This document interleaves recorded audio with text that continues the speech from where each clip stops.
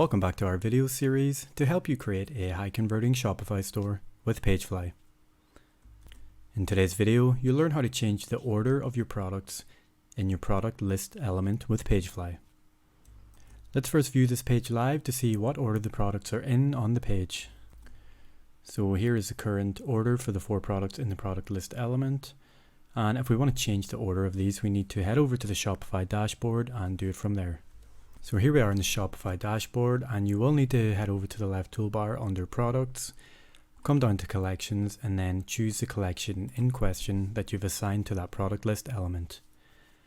Then when you're inside, come down to products, and under sort, you can choose to sort them alphabetically, by price, or manually. With the manual option, we can simply grab the product and drag and drop it to rearrange the order.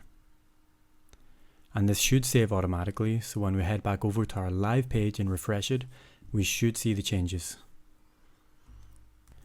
Now let's quickly hit refresh. And the product order has been changed according to the settings that we played around with in the Shopify dashboard. So that is how you rearrange the order of your products using the product list element with Pagefly. Don't forget, you can always reach us on our 24/7 support line within the Pagefly dashboard.